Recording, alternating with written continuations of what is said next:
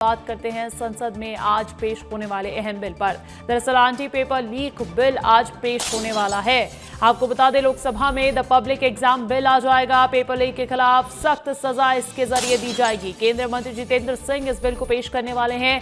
Paper leak के मामलों में कड़े प्रावधान होंगे। सजा, जुर्माना और धांधली पर सख्ती बढ़ा दी जाएगी। सत्र के हंगामेदार रहने के आसार भी आज भी नजर आ रहे हैं। देश भर में प्रतियोगी परीक्षाओं में पेपर लीक और नकल की घटनाओं के बाद केंद्र सरकार ने कानून को और सख्त बनाने का फैसला किया है। सरकार आज लोकसभा में सार्वजनिक परीक्षा संशोधन विधेयक 2026 पेश करेगी। इस विधेयक का मकसद पेपर लीक करने वाले गिरोहों और परीक्षा में धांधली करने वालों पर तेज और कड़ी कार्रवाई सुनिश्चित करना है। बड़ी जानकारी आपको बता रहे हैं, संसद में आज एक अहम बिल पेश किया जाना है। बीते दिनों एंटी पेपर लीक का मुद्दा और मांगे जिस तरीके से तेज हुई थी, खुद प्रधानमंत्री ने इसका ऐलान सोशल मीडिया में एक वीडियो के जरिए कर दिया था कि अब एक नया कदम उठाने जा रही है केंद्र सरकार। एक नया कानून लाने जा रही है। कानून संशोधन के तौर पर रहने वाला है। पेपर लीक के खिलाफ सख्त सजा का प्रावधान इसमें लाया जाना है। आपको बता दें कि आज संसद के लोकसभा की कार्यवाही में केंद्रीय मंत्री जितेंद्र सिंह इसे पेश करने वाले हैं। पेपर लीक बिल में क्या होगा खास, अगर आप ये जानना चाहते हैं आपको ये भी बता देते हैं विस्तार से। दरअसल लोकसभा में पेश होने वाला ये पेपर लीक बिल सख्त बिल होने वाला है। पेपर लीक पर कानून और ज्यादा कड़ा हो जाएगा। नकल और पेपर लीक पर बड़ा एक्शन होगा। फास्ट ट्रैक कोर्ट की व्यवस्था कर दी जाएगी। हर राज्य में विशेष अदालत बनाई जाएगी और पेपर लीक मामले में रोजाना सुनवाई की जाएगी। साथ ही चार्जशीट के 3 महीने के भीतर ही पूरा का पूरा ट्रायल करना होगा। जांच पूरी करने की समय सीमा यहां पर तय कर दी जाएगी। अनिवार्य कर दिया जाएगा कि आपको 2 महीने में जांच पूरी करनी है। पेपर लीक करने पर 10 साल की जेल होगी। पेपर लीक पर 50 लाख तक का जुर्माना होगा। पेपर लीक करने वाले गिरोह पर नियम कड़े होंगे और संगठित गिरोह पर शिकंजा कसेगा।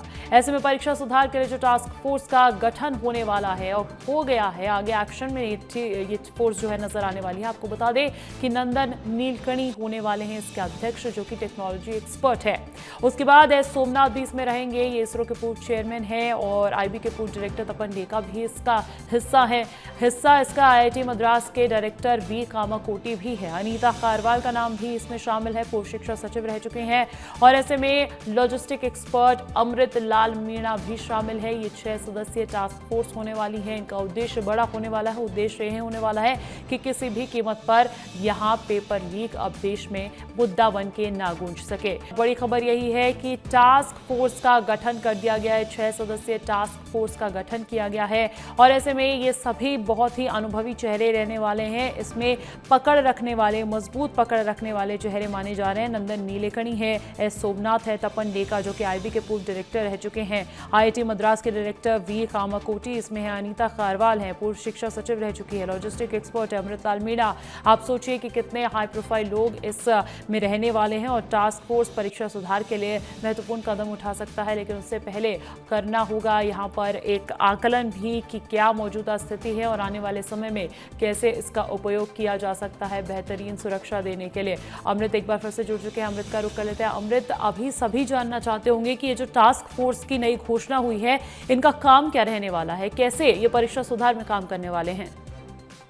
अंजलि, देखिए, जो टास्क फोर्स में जिन लोगों को शामिल किया गया है वो अपने क्षेत्र के काफी मजे हुए लोग हैं और उनका लंबा अनुभव रहा है। चाहे वो इसरो से जुड़े हों, चाहे वो आईबी से जुड़े हों, चाहे वो आईटी सेक्टर से जुड़े हों। मसलन आप नंदन नीलेकणी की बात करें तो इन्होंने कई ऐसे कामों का अंजाम दिया है जिसमें लूपहोल्स के ऊपर खासतौर पर उनकी महारत हासिल है। जब आधार को इम्प्लीमेंट किया जा रहा था, 2009 में यूपीए की सरकार थी, तो नंदन नीलेकणी ही उसके जो कहा जाए कि फादर फिगर थे, उसको सामने लाने वाले थे। और अब जब ये हाई पावर कमेटी जो बनाई गई है जिसमें एजुकेशन रिफॉर्म है, साथ में परीक्षा को लेकर के कि सबसे बड़ी दिक्कत थी कि पेपर लीक हो रहे हैं, तो उनके कितने सेफ्टी मेजर्स हो सकते हैं, कहां कहां जो है उसको सही तरीके से होल्ड किया जा सकता है, लूपहोल्स को कैसे ठीक किया जा सकता है, ये इसका अहम बिंदु है। और इस पे जो है ये जो एक्सपर्टीज है उसको सही तरीके से उसको डील करने में जो इनकी हिस्ट्री रही है वो एक तरह से कामयाब रहे हैं। तो उसी के मद्देनजर यह कहा जा सकता है कि सरकार देर आई है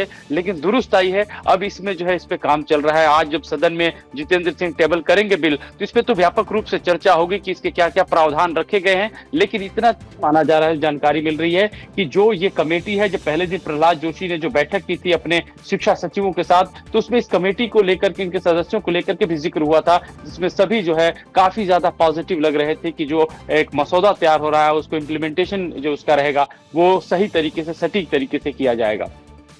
फोर्स का गठन भी तब हुआ है, ऐलान भी तब हुआ है जब प्रधानमंत्री खुद कह चुके हैं कि अब परीक्षा और ज्यादा पारदर्शी होगी और टेक्नोलॉजी को इसमें लाया जाएगा। बहुत शुक्रिया आपने तमाम जानकारी हम तक पहुंचाने के लिए।